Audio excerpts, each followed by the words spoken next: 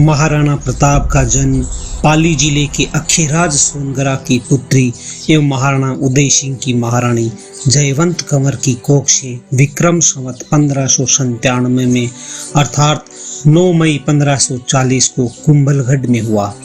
बाल्यकाल चित्तौड़गढ़ में गुजरा। करीब 17 वर्ष की आयु में ही प्रताप का विवाह अजमदे कंवर के साथ हुआ। सन 1567 में अकबर ने जब चित्तौड़गढ़ पर आक्रमण किया तो मेवाड़ के प्रमुख सरदारों और सेनानायकों के आग्रह पर महाराणा उदय सिंह ने चित्तौड़गढ़ छोड़ दिया। मुगलों के प्रति उनकी घृणा के भाव जागृत हो गए। अपने देश, कुल, गौरव और मातृभूमि की मर्यादा के लिए प्राण न्यौछावर करने वाले योद्धाओं और ललनाओं से प्रताप ने न केवल सीख ली बल्कि ये घटना उनके जीवन का आधार बन गई। अपने पिता के साथ दुर्गम पहाड़ों में रहने के बाद प्रताप ने गोगुंदा में अपना पड़ाव किया। फरवरी 1572 को महाराणा उदय सिंह का देहांत हुआ। प्रताप की ज्येष्ठता और योग्यता को ध्यान में रखते हुए सरदारों ने उनको राजगद्दी पर आसीन किया। होली के दिन गोगुंदा में उनका राज तिलक हुआ। उस समय तक लगभग सभी राजाओं ने मुगल सम्राट अकबर की अधीनता स्वीकार कर ली थी। एकमात्र महाराणा प्रताप ने अपना मस्तक अकबर के आगे नहीं झुकाया। अपनी स्वाधीनता और सार्वभौमिकता के अधिकार को सर्वोपरि माना। अपने दृढ़ निश्चय का परिणाम प्रताप अच्छी तरह से जानते थे।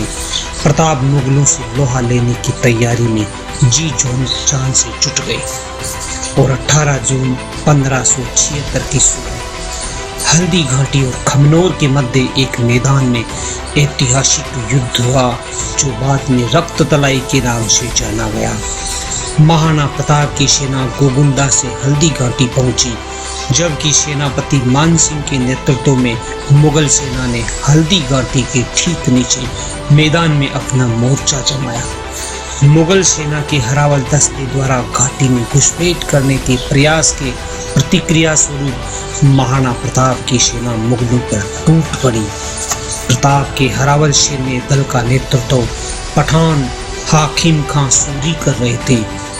बीलू राणा, जो प्रताप के राणा पुंजा के नाम से भी जाने जाते हैं, उनके नेतृत्व में भील आदिवासियों ने गोरिल्ला पद्धति से युद्ध करते हुए मुगलों के छक्के छुड़ा दिए। देखते ही देखते शाही सेना में खलबली मच गई। रक्त तलाई घोड़ों के टापों, हाथियों की चिंगाड़ों और तलवारों की झंकारों से गूंज उठी। चारों तरफ हाहाकार मच गया। युद्ध का घटनाक्रम अचानक उस समय बदल गया जब प्रताप ने अपने घोड़े चेतक को एड़ लगाकर मान सिंह के हाथी पर चढ़ा दिया और भाले से भरपूर वार किया। मान सिंह घोड़े में दुबक गया। हाथी से उतरते समय चेतक की एक टांग कट गई। इस स्थिति को भांप कर महाराणा प्रताप के हमशक्ल सेनापति झालामान ने महाराणा प्रताप से आज्ञा लेकर उनका राज मुकुट धारण किया। मुगल सेना झालामान को महाराणा प्रताप समझकर उन पर टूट पड़ी। झालामान शहीद हो गए। उधर चेतक ने अपने स्वामी को 5 किलोमीटर तक 3 टांगों पर लेकर बरसाती नाले को पार किया। उसके पश्चात उसके प्राण पखेरु उड़ गए। इस युद्ध से महाराणा प्रताप के मन पर गहरा प्रभाव पड़ा। परिणाम स्वरूप उन्होंने मुगलों पर विजय प्राप्त करने तक राजसी ठाट बाट छोड़ने और पत्तों पर भोजन करने का प्रण लिया, जिसे उन्होंने जीवन भर निभाया। महाराणा प्रताप ने अपना सैन्य बल बढ़ाकर सर्वप्रथम अरावली पर्वत की घाटियों में बसे दिवेर पर चढ़ाई कर विजय प्राप्त की। इसके बाद कुंभलगढ़ पर भी विजय प्राप्त की। सिर्फ चित्तौड़गढ़ को छोड़कर सारे मेवाड़ पर अपने अधीन कर लिया।